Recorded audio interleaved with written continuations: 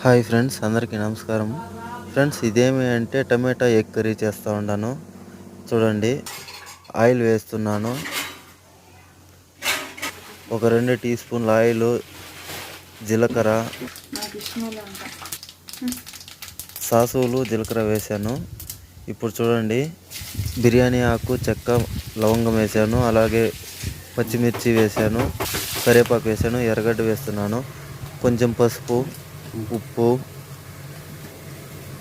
అల్లం వెల్లుల్లి పేస్టు, కారం పొడి వేశాను. ఇప్పుడు టమాటా వేస్తున్నాను,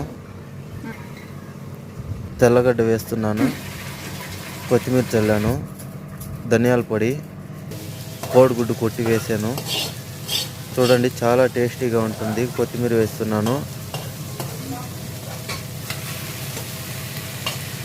చాలా బాగుంటుంది ఫ్రెండ్స్. ఒకసారి ఫుల్ వీడియో